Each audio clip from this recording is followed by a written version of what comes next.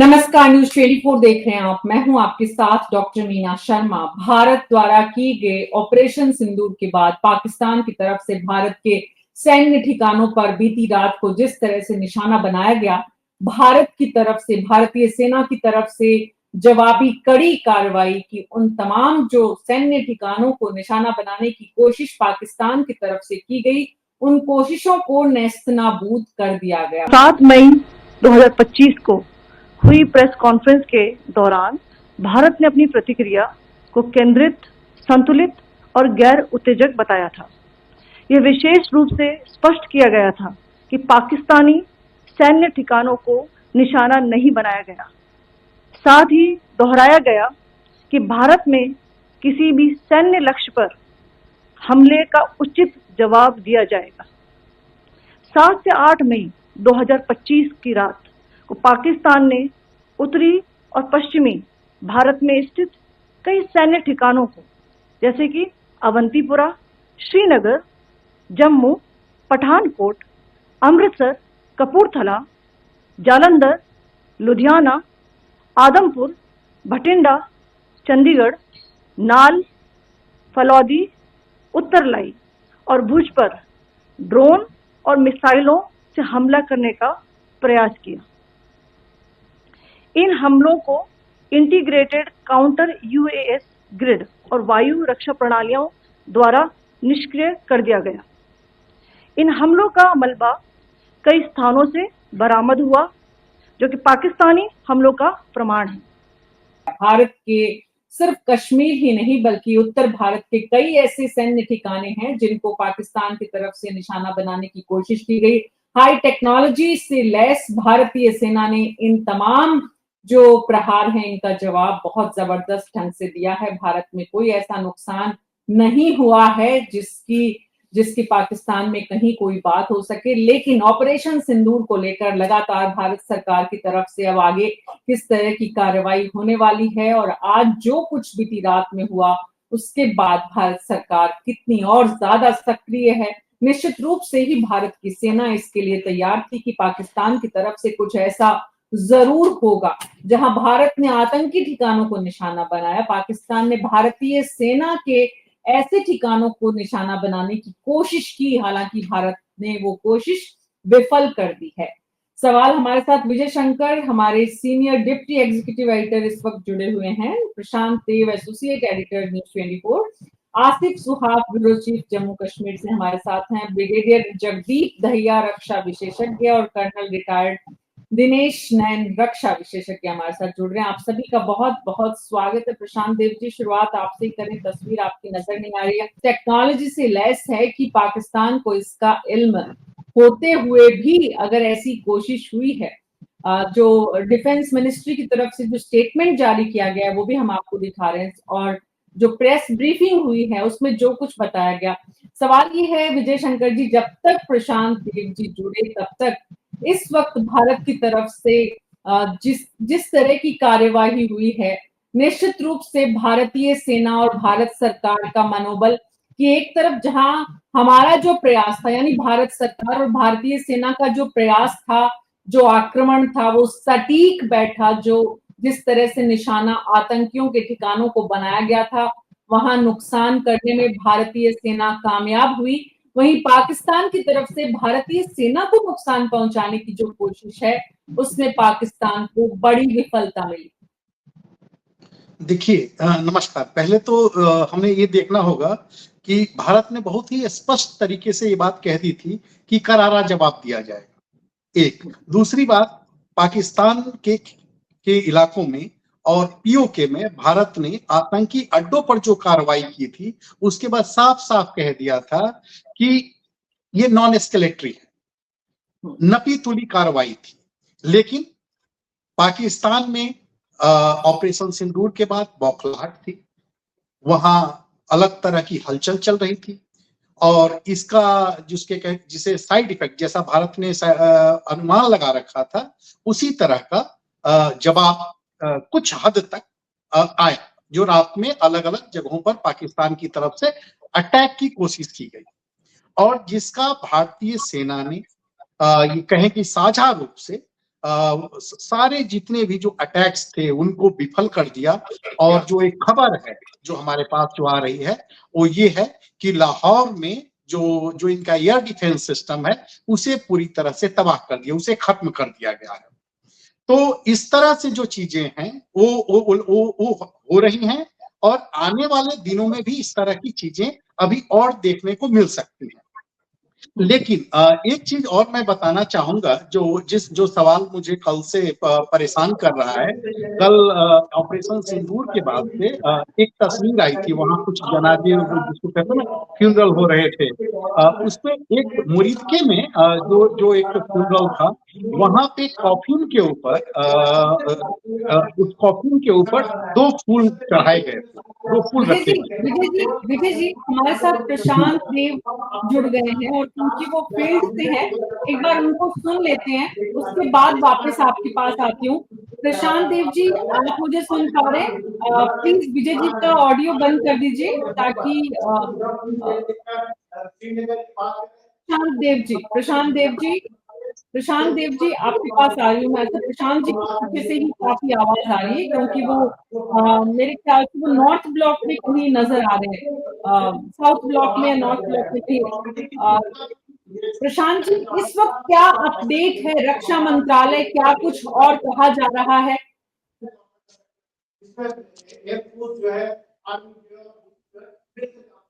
मीना जी एक बार अपना जरा सवाल दोहराइए प्लीज।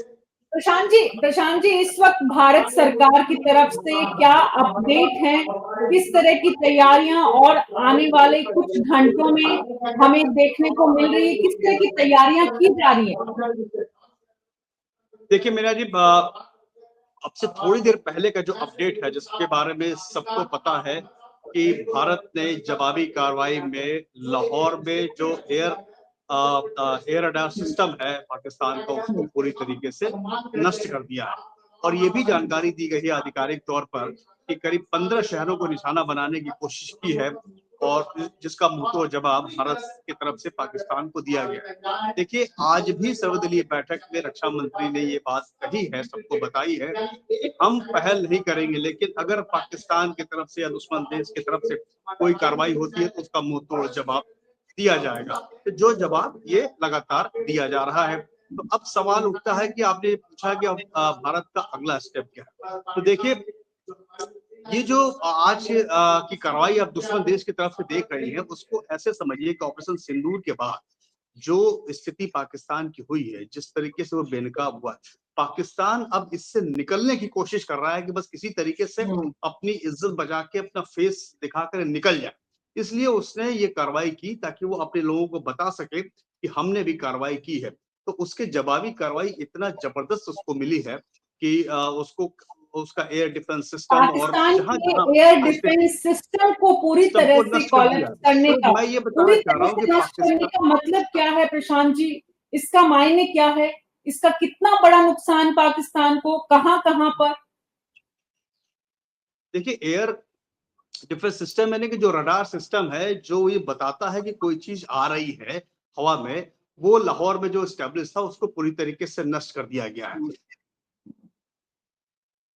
जी जी। तो इससे पाकिस्तान पूरी तरीके से बौखलाया हुआ है। दरअसल में मैं आपको बताने की कोशिश ये कर रहा हूँ कि पाकिस्तान इससे निकलना चाहता है क्योंकि उसके पास हैसियत नहीं है कि वो भारत जैसे विशाल देश से लंबी लड़ाई लड़ सके या आर पार की लड़ाई लड़ सके या प्रॉपर जो है युद्ध में आ सके। तो वो चाहता है कि हम किसी तरीके से अपनी इज्जत बचा के अपने फेस दिखा करके बाहर निकल जाए, इससे कि हमने भी, उन्होंने ये भी हमने भी कर दिया। लेकिन ये मौका भारत ने उसको नहीं दिया, क्योंकि पहली प्रेस कॉन्फ्रेंस में जब विदेश मंत्रालय की प्रेस कॉन्फ्रेंस के जरिए ये बताया गया था कि हमने सिर्फ और सिर्फ जो है टेररिस्ट एस्टेब्लिशमेंट था उसको अटैक किया है, हमने किसी भी मिलिट्री एस्टेब्लिशमेंट को नहीं किया है और नहीं हमने किसी सिविल उसको किया है। लेकिन उसके बाद एलओसी पे लगातार सीज फायर उल्लंघन और लगातार हमारे लोग, ये भी सरकार ने बताया कि हमारे कितने लोग मारे गए हैं। तो 13 के मारे जाने की खबर है, जिसमें 59 घायल हैं और जिसमें 44 पूंछ से। तो उसके जवाबी कार्रवाई में भारत जवाब दे रहा है। भारत ने ये भी स्पष्ट कर दिया है कि जब जब पाकिस्तान इसका करेगा हम उसका जवाब देंगे। और आपको ये भी बता दें कि आज सर्वदलीय बैठक में ये बात ही बताई गई है, दो महत्वपूर्ण बात बताई गई है। एक तो ये कि 100 के करीब आतंकवादी ऑपरेशन सिंदूर में मारे गए। दूसरी बात ये बताई गई है कि ऑपरेशन सिंदूर अभी ऑन गोइंग है, यानी कि जो हमारा ऑपरेशन चल रहा है अभी ऑन गोइंग है। ये बात सुबह जैसे ही बताई गई, उसके थोड़ी देर बाद दोपहर आते आते ये बात स्पष्ट कर ली गई कि हमने एयर डिफेंस सिस्टम उनका खराब कर दिया, नष्ट कर दिया। तो ये और सवेरे से प्रधानमंत्री की बैठकें लगातार चल ही रही हैं। मुख्य सचिवों के साथ बैठक की है, जो सचिव हैं मंत्रालयों को उनके साथ बैठक की है, गृह सचिव, केंद्रीय गृह सचिव के साथ भी बैठक की है। तो ये पूरी स्थिति को समझा जा रहा है, एनएसएस से भी बैठक की है। तो और आंतरिक स्थिति को समझते हुए उस पर पूरे स्टेप लेने के लिए गृह मंत्रालय में भी लगातार बैठकों का दौर लगातार चलता रहा है, अभी भी चल रहा है। इनपुट सारी जगह से लिए जा रहे हैं, लेकिन एक जो मोटी लाइन है, जो भारत ने तय किया है कि हमने पहलगाम के सहित जितने भी आतंकी हमले हुए हैं उनका जवाब दिया। हमने टेररिस्ट कैंप को निशाना बनाया है, मिलिट्री एस्टेब्लिशमेंट को नहीं निशाना बनाया। क्योंकि भारत में कोई ऐसा टेररिस्ट कैंप है नहीं, तो हम पे जो आपने अटैक किया तो इसका मतलब ये है कि आप युद्ध छेड़ना चाहते हैं। और हम वो हिमाकत की है, तो उसका मुंहतोड़ जवाब उसको मिला। शाम तक और भी आपको तस्वीरें साफ मिलेंगी मेरे ख्याल से। और इंतजार करना तस्वीरें चाहिए, शाम सरकार तक की एक साफ ब्रीफिंग भी मिलेगी। इस पे होने वाली है कि लाहौर के बारे में जो भी घटनाएं घट रही हैं। और हाँ, एक और महत्वपूर्ण बात है मीना जी, कि आप देखिए कि आज झूठ की लड़ी लगी है। ऐसा झूठ फैला रहा है पाकिस्तान, पुराने रशिया यूक्रेन के मलबे को दिखा रहा है कि हमने मार दिया, भारत के जहाज को मार दिया। ये बता रहा है कि हमने श्रीनगर का बेस उड़ा दिया, आर्मी बेस उड़ा दिया। ये बता रहा है कि हमने राफेल गिरा दिया। ऐसा कुछ भी नहीं है। जो भारत सरकार का सूचना प्रसारण मंत्रालय से जो पीआईबी है, उसने फैक्ट चेक की एक लंबी चौड़ी लिस्ट आज दी है। और क्योंकि वो मैं ये बार बार वो झूठ बोलने का कारण देखिए, एक तो वो चारों तरफ से मारा जा रहा है, बलूच उसको निशाना बना रहे हैं। ठीक है, भारत से वो झगड़ा कर नहीं सकता है, निपट सकता नहीं है। तो ऐसे में एक कमजोर देश यही कर सकता है कि झूठ फैलाएगा। झूठ फैलाना इसलिए मजबूरी है कि उसे अपने लोगों को ये बताना अपने है कि हम लोग भी कार्रवाई कर रहे हैं। वरना वहां पे भी, वहां की तो अब अभी तो हमसे मार खा रहा है, वहां के लोग उसको मारेंगे कि किस सांसद में उसके देश ने उनके लोगों को डाल दिया है। तो अभी देखिए, और जिस तरीके से कल रात से अभी तक की घटना है, इसको फुल स्केल वॉर समझा जा सकता है। लेकिन लेकिन भारत का स्टेप बिल्कुल क्लियर है, मारोगे तो मारेंगे। जी, भारत ने पहले ही दिन से ये स्पष्ट कर रखा है अपना रुख, और भारत का ये रुख आज का नहीं है। वैश्विक स्तर पर दुनिया में भारत की पहचान एक अहिंसा के राष्ट्र के रूप में, अहिंसा प्रिय राष्ट्र के रूप में जानी जाती है। और वही यहाँ पर भी कहा गया कि भारत पाकिस्तान के नागरिकों को या पाकिस्तान के उन ठिकानों को कहीं कोई नुकसान नहीं पहुंचाना चाहता है, सिर्फ आतंकियों के खिलाफ कार्रवाई है। ये पहले दिन स्पष्ट किया गया था। प्रधान जी, आप बने रहिए हमारे साथ जितनी देर संभव है, क्योंकि आप फील्ड में हैं और आपके पास इस वक्त वहां पर जो ब्रीफिंग होनी है उसके लिए भी आपको जाना है। आसिफ सुहाग हमारे साथ जुड़े हैं जम्मू कश्मीर से। आसिफ जी, वहां पर क्या स्थिति है, किस तरह के हालात है, किस तरह की चर्चाएं हो रही हैं पाकिस्तान में, जिस तरह का झूठ फैलाया जा रहा है, क्योंकि मजबूरी है वहां की सत्ता की कि नागरिकों के बीच में कुछ तो कहें, लेकिन वो जो कुछ कहने के चक्कर में वहां जो झूठ फैलाया जा रहा है उसका कोई असर जम्मू कश्मीर में, और जम्मू कश्मीर में भारत सरकार की तरफ से जो सेना के ठिकानों को पाकिस्तान ने निशाना बनाया, उसको लेकर किस तरह की चर्चाएं हो रही हैं? देखिए, पूरे देश की तरह यहाँ जम्मू कश्मीर में भी इस पहलगाम हमले के बाद यही आवाज़ निकली थी कि इन आतंकियों और आतंकी आकाओं के खिलाफ कड़ी से कड़ी कार्रवाई होनी चाहिए। और उसके बाद हमने देखा था कि पहले दिन से ही इसको लेकर तैयारियां शुरू हो गई। एक तरफ यहाँ जो फोर्सेस है वो उसका अभ्यास करते रहे, दूसरी तरफ जो इस ऑपरेशन को अंजाम तक पहुंचाने के लिए महत्वपूर्ण होता है इनपुट इंटेलिजेंस एजेंसीज का, वो जुटाया गया और सटीक कार्रवाई हुई। सटीक कार्रवाई के बाद भारत ने स्पष्ट कर दिया था कि अब हमारा जो है दोबारा से इसमें और कुछ करने का इरादा नहीं है और हमारी कार्रवाई पूरी हो गई है। लेकिन जिस प्रकार से कल एस्केलेशन हुआ और जो अब सुनने में आ रहा है, हालाँकि श्रीनगर में लोगों को, कश्मीर घाटी के दूसरे भागों में लोगों को ये पता नहीं था कि पाकिस्तान की तरफ से यहाँ के लिए मिसाइल दागे गए थे और उन मिसाइलों को हवा में ही नष्ट कर दिया है हमारे जो कैपेबल फोर्सेस है, कैपेबल आर्मड फोर्सेस है, उन्होंने अपने एयर डिफेंस सिस्टम या जो दूसरे उनके पास अपने मैकेनिज्म होता है, उसके चलते उन्होंने नष्ट कर दिया है हवा में ही और लोगों तक इसकी आवाज़ भी नहीं पहुंची। तो लोग इसको लेकर बेहद खुश हैं और फोर्सेस के लिए अपना पूरा समर्थन दिखा रहे हैं। जिस प्रकार से पाकिस्तान को सबक सिखाया गया है, लोग उसको लेकर संतुष्ट नज़र आ रहे हैं। लेकिन पाकिस्तान की तरफ से जो अब एलओसी के इलाकों में नियंत्रण रेखा पर यहाँ पुंछ से लेकर राजौरी और उसके बाद कुपवारा, बारामूला में आम लोगों को निशाना बनाया जा रहा है। वहाँ पर पाकिस्तान की तरफ से लगातार आर्टिलरी जो तोपें हैं उनका इस्तेमाल किया जा रहा है। हालांकि भारतीय सेना वहाँ पर भी मुंहतोड़ जवाब दे रही है, लेकिन जो सिविलियंस को टारगेट किया गया उसके चलते कई सारी मौतें यहाँ पर हुई। 13 लोगों की मौत पुंछ में हुई, 40 से अधिक घायल है। तो वो ज़रूर लोगों में उसका गुस्सा देखने को मिल रहा है। और जो आज यहाँ पाकिस्तान के अंदर ये ड्रोन के ज़रिए कार्रवाइयाँ देखने को मिली, उनका लाहौर का एडी सिस्टम या डिफेंस सिस्टम वहाँ पे नष्ट कर दिया गया। तो एक तरह से ये उसका भी रिस्पॉन्स है पाकिस्तान के लिए। साफ संदेश है हमारे आर्मड फोर्सेस का कि अगर आप हमारे सिविलियन एरियाज की तरफ देखोगे, कोशिश करोगे वहाँ पे कुछ करने की, तो उसका मुंहतोड़ आपको जवाब मिलेगा। और जो कल ऑपरेशन सिंदूर के चलते कैलकुलेटेड पिन पॉइंटेड टारगेट केवल उन ठिकानों की किया गया था जो लश्कर तैयबा, जैश ए मोहम्मद, हिजबुल मुजाहिदीन के हैं। आज की कार्रवाई जो है वो मेन हिंटरलैंड में यानी एयरपोर्ट के पास जो पब्लिक एरियाज है वहाँ पर देखने को मिली। हालांकि आज भी निशाना केवल उनका एयर डिफेंस सिस्टम रहा जहाँ जहाँ पर भी हमारे ड्रोन पहुंचे।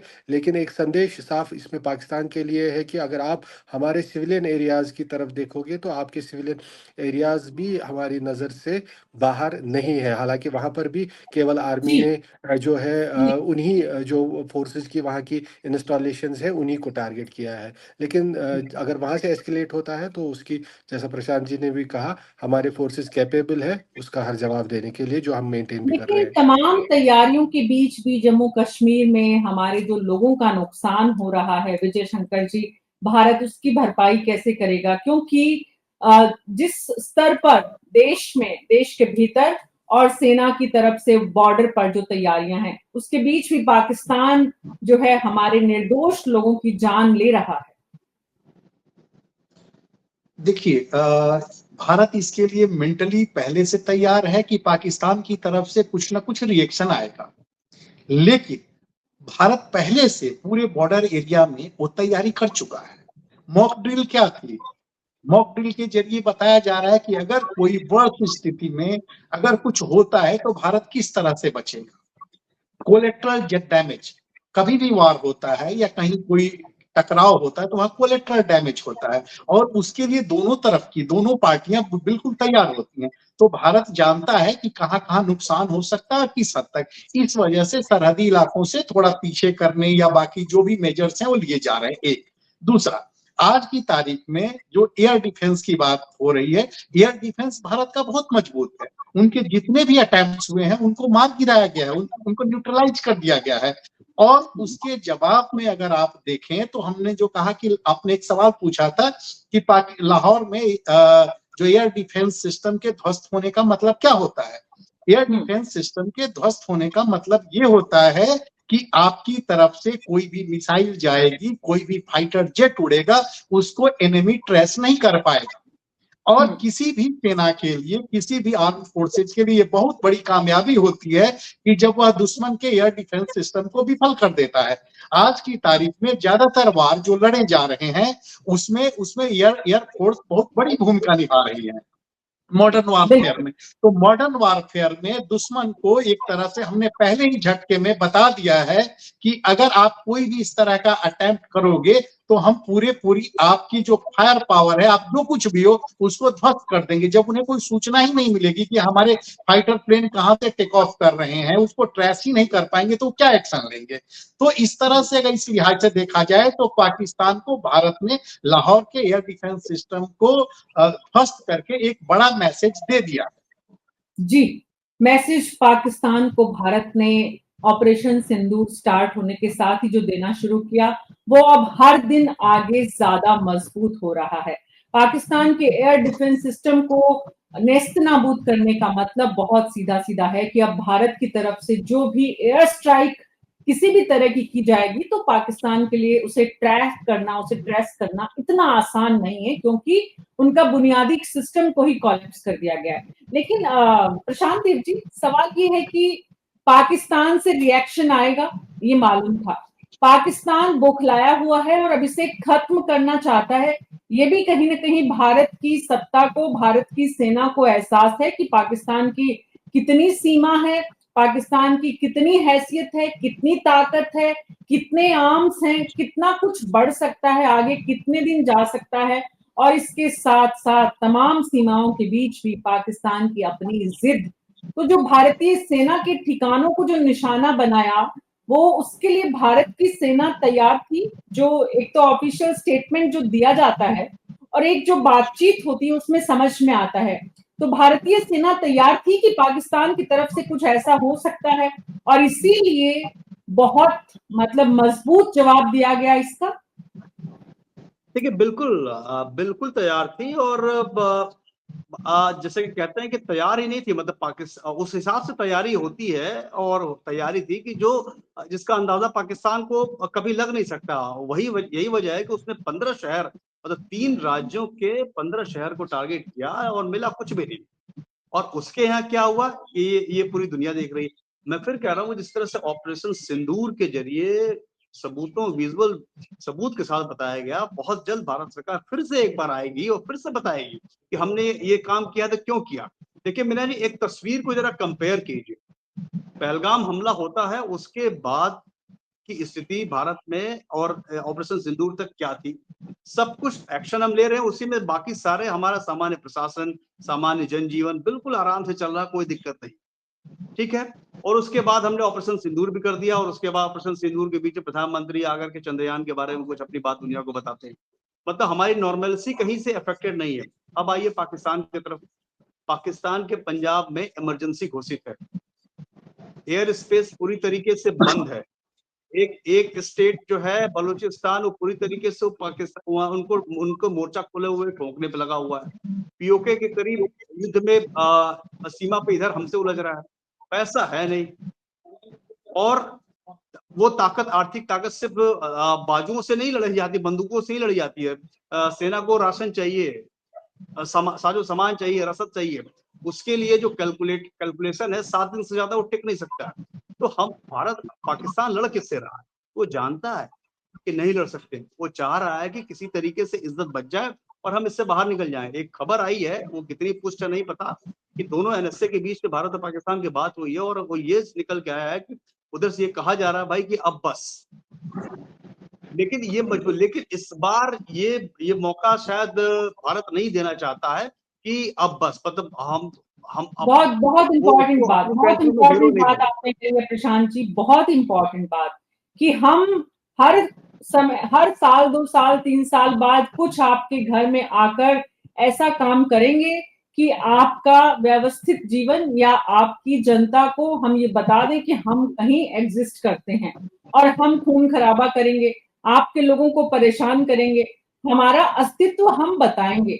लेकिन जैसे ही आप अपना अस्तित्व बताना शुरू करेंगे, हम हाथ जोड़ के बोलेंगे अब बस करो। विजय शंकर जी, सवाल यही है, भारत की सरकार इस अपील पर गौर करेगी, अब बस करो, और अपनी जनता को भी बताएगी कि हमने बस इसलिए कर दिया क्योंकि पाकिस्तान गुहार लगा रहा है, या जैसा कि प्रशांत जी कह रहे हैं, इस बार भारत इस मूड में नहीं है? नहीं, पिछले कुछ वर्षों से भारत का पाकिस्तान को लेके जो रवैया है और जिस तरह से भारत ने डील किया है पाकिस्तान को, उससे तो कम से कम यही लगता है कि भारत आसानी से मानने वाला नहीं है। एक दूसरी चीज है, कोई भी इंटरनेशनल प्रेशर आज की तारीख में भारत को अपनी शर्तों के लिए तैयार नहीं कर सकता। ये चीज हम लोग यूक्रेन वार के बाद से भी देख चुके हैं कि यूएस चाहे जितना भी चाहता रहा, भारत अपनी लाइन लेन के साथ खड़ा रहा। आज की तारीख में इंटरनेशनल रिलेशंस किसके साथ हमको रिश्ते रखने हैं, किसके साथ तोड़ने हैं, भारत अपने तरीके से तय करता है।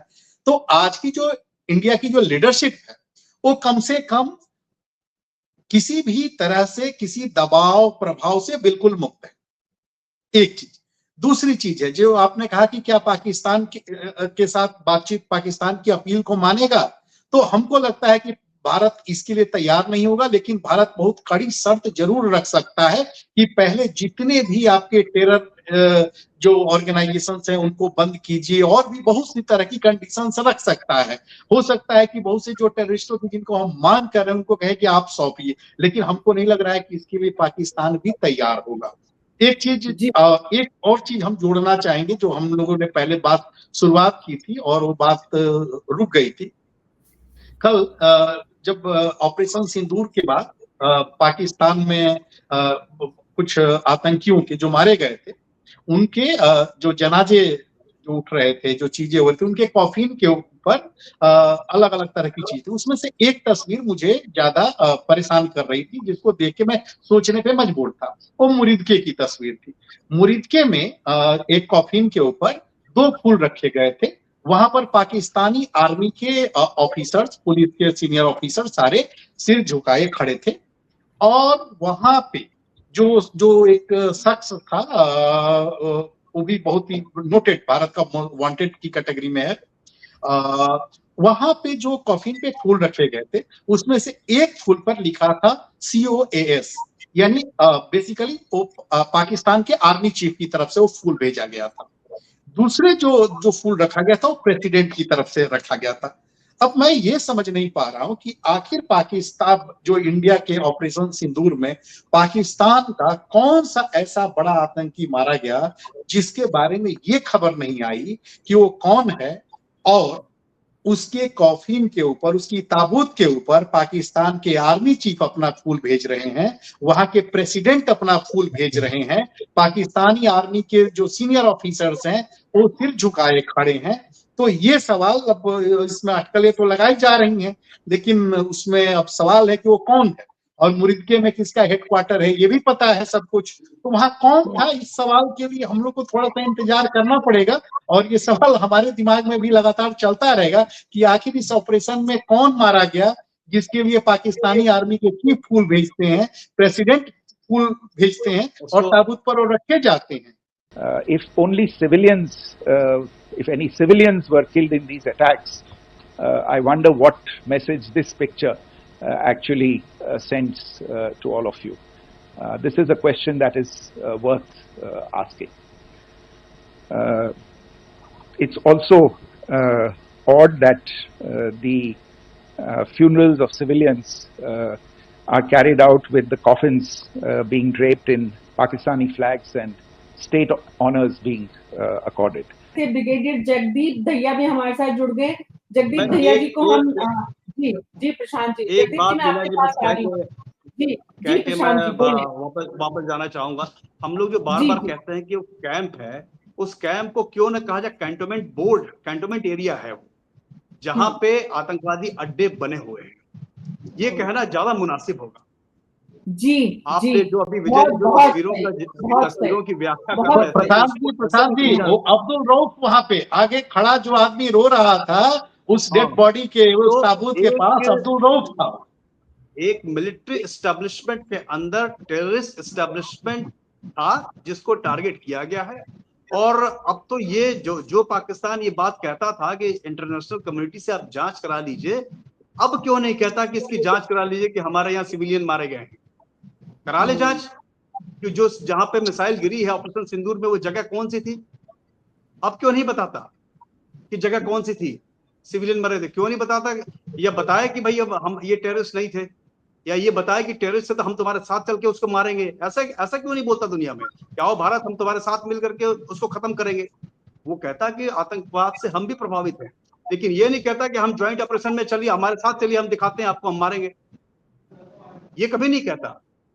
जी तो ग्रे चोर की लिस्ट दाढ़ी में में वो तिनका आता है हो, क्योंकि आपके बैन उस चोर पे की लगते दाढ़ी हैं। में तिनका हो तो कैसे कहे ये बात।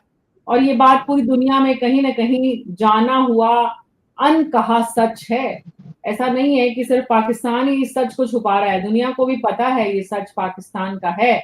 लेकिन अपने अपने वैश्विक राजनीति, वैश्विक रिश्तों के बीच जिसके जहां इंटरेस्ट जुड़े हुए हैं, उसमें ये इस तरह की राजनीति और इस तरह की आतंकवाद को पनपने की जगह दी जाती है। लेकिन प्रशांत जी, आप नजर बनाए रखिए, और जो आप प्रेस ब्रीफिंग की बात कह रहे हैं कि भारतीय सेना की तरफ से कुछ और कहा जाएगा, उसमें जो विजय शंकर जी का सवाल है उसका जवाब मिलता है कि नहीं, वो देखना होगा न्यूज 24 के हमारे बिल्कुल तमाम मिलेगा, दर्शकों वही को। सबसे बड़ा सवाल है जिसका जवाब मिलेगा। जी बिल्कुल। तो ऐसे में जगदीप दहिया जी, इस सवाल का जवाब भारत सरकार अधिकृत रूप से दे उससे पहले आपके पास है? किस सवाल? I couldn't get your question, दोबारा से अच्छा, बताएंगे क्या सवाल? जगदीप जगदीप दहिया जी, सवाल ये है, इस वक्त हमारे वरिष्ठ जो पैनलिस्ट है उनके साथ ये चर्चा हो रही थी कि पाकिस्तान में जो आतंकवादी इस ऑपरेशन सिंदूर के तहत मारे गए, उनमें से ऐसा कौन था जिसके लिए, जिसके ताबूत, जिसकी जो अंतिम शव यात्रा निकली उससे पहले आर्मी चीफ और पाकिस्तान के प्रेसिडेंट की तरफ से फूल भेजा गया? देखो, इसमें नाम ढूंढने की जरूरत नहीं है। हमें इस पूरे एक आदमी को खत्म नहीं करना है, हमने पूरे टेररिज्म को खत्म करना है, और टेररिज्म की जो आइडियोलॉजी है इसको खत्म करना है। और टेररिज्म की जो आइडियोलॉजी खत्म करने के लिए, और ये जो ताबूतों पे जो ये फूल मालाएं रखी गई स्टेट चीफ की तरफ से, सरकार, पाकिस्तान सरकार की तरफ से, ये तो सरेआम जग जाहिर करता है उसकी झूठ को। वो पहले झूठ बोलता था कि हमारे पास ये तो नॉन स्टेट एक्टर है, और हम हमेशा कहते थे ये तो स्टेट स्पॉन्सर्ड प्रॉक्सी वॉर है जो भारत के खिलाफ पाकिस्तान आर्मी चला रही है, पाकिस्तान चला रहा है इन जनरल, और Pakistan army in particular. It was a state sponsored proxy war, और इससे बड़ा, इससे सबूत क्या मिल सकता है? तो मैं तो इस लेवल पे डिबेट में नहीं आऊंगा कि किसका नाम था। हमने टेररिज्म की, हमने टेररिज्म को हराना है, टेररिज्म की आइडियोलॉजी को खत्म करना है, और टेररिज्म को खत्म करने के लिए सबसे बड़ा जो रुकावट है वो है पाकिस्तान की मिलिट्री, और हमें पाकिस्तान की मिलिट्री को एक मिलिट्री डिफीट देनी है, उसको अपने देशवासियों की नजर में गिराना है। और वो अपने आप हमें इनवाइट कर रहा है। अभी कल रात से जो भी एक्शन हुए हैं उसमें कि क्योंकि उसको पता है कि हमारी एयर स्ट्राइक्स हुए, मिसाइल स्ट्राइक हुए टेररिस्ट इंफ्रास्ट्रक्चर पे, तो अभी वो हमारे एयर बेसिस को बर्बाद करने की उसने एक नाकाम कोशिश की है। जो कि जितने भी शहरों पे उसने अटैक किया है, वो शहरों पे अटैक नहीं हुआ है, वो सारे अटैक एम्ड थे कि भारतीय एयरफोर्स को उड़ने ना दिया जाए, भारतीय एयरफोर्स को किसी तरह से उसकी काबिलियत को कम किया जाए। और इसका उसने मजा ले लिया है। उसका मजा उसने ले लिया है उसको उसका खुद का लाहौर का एयरबेस जो एयर डिफेंस सिस्टम है वो नस्ते नाबूद हो गया, रावलपिंडी नस्ते नाबूद हो गया, कराची नस्ते नाबूद हो गया। और इस सब से क्या हुआ है? इस सब से उस देश की कली खुल गई है, उसके एयर डिफेंस की कली खुल गई है, और अभी हमारे जहाज मन मर्जी से जिस समय उड़ गए उनके टारगेट्स को बर्बाद करेंगे। लेकिन भारत का शुरू से ये संदेश है पाकिस्तान को और पूरे विश्व को कि हम इसको एस्केलेट नहीं करना चाहते। हमने अपना टारगेट अचीव कर लिया था, हमने टेररिस्ट इंफ्रास्ट्रक्चर को खत्म करना था, और उसमें बहुत हद तक हम कामयाब हुए हैं। लेकिन कुछ एक जो बचे खुचे हैं उनको प्रोत्साहन करने के लिए फूल माला चढ़ाई गई है कि भाई ताकि दोबारा उगाए जाए। हमको ये उनकर उगाने की है ना, उस जमीन को ही बर्बाद करना है, हमने पाकिस्तान मिलिट्री को बर्बाद करना है ताकि टेररिस्ट हमेशा के लिए टेररिज्म से हमें निजात मिल जाए। जी, जगदीप दहिया, सवाल यही है जो आपने बात की है, बहुत इंपॉर्टेंट, हमेशा के लिए क्या ऑपरेशन सिंदूर में भारत सरकार और इस दिशा में आगे बढ़ेगी कि ये इस तरह की टेररिस्ट एक्टिविटीज में पाकिस्तान को एक बहुत बड़ा विराम लगे, और ऐसे और ठिकानों को, भारतीय जिन ठिकानों को निशाना बनाने की पाकिस्तान के द्वारा कोशिश की गई उसमें उन्हें सफलता नहीं मिली, इसका भी कहीं उनको कोई सबक सीखने को मिलेगा? अगर उस देश को बचना है, अगर वहां पे अभी भी थोड़ा बहुत दिमाग है किसी के अंदर, तो उनको इसको नहीं बढ़ाना चाहिए। आपको पता है, हमेशा अमेरिका में 3 चीजें होते थे, अल्लाह, अमेरिका और आर्मी। अमेरिका तो बहुत पहले उनका साथ छोड़ के चला गया है। आर्मी की कली खुल रही है, आर्मी को मरा देंगे। अब उनके पास सिर्फ अल्लाह बचा है। वो अल्लाह को और हम भी अल्लाह ताला से गुजारिश करते हैं कि पाकिस्तान को अकल दे ताकि ये देश बचा रहे। जी, पाकिस्तान कितनी अकल ले पाएगा, सवाल यही है। विजय जी, आखिरी टिप्पणी आपकी कि पाकिस्तान कितना सबक इससे ले पाएगा। जैसा दैया जी ने कहा कि अल्लाह से यही फरियाद है, लेकिन पाकिस्तान के लोगों की भी ये फरियाद है, लेकिन पाकिस्तान की सेना और सरकार क्या इस बात को समझ रही है? जैसा कि प्रशांत जी ने कहा था कि अब पाकिस्तान की तरफ से कम यहाँ पर स्थितियां इस तरह की आ गई हैं कि अब बस करो। देखिए, इसको हमें थोड़ा सा 2 तरीके से देखना चाहिए। कहने में बड़ा ही आसान लगता है कि पाकिस्तान हमने जो कार्रवाई की है उससे आतंकी पूरी बेसिकली इसको थोड़ा दूसरे तरीके से देखते हैं। ये बड़ा ही आसान है कहना कि एक झटके में पाकिस्तान आतंकवाद को खत्म क्यों नहीं कर देता, पाकिस्तान की आर्मी एक्शन क्यों नहीं लेती, वहां के हुक्मरान एक्शन क्यों नहीं लेते। लेकिन पाकिस्तान को में जिस तरह से आतंकवाद को बढ़ाया गया, जिस तरह से पाला पोसा गया, उसे एक झटके में खत्म करना आसान नहीं।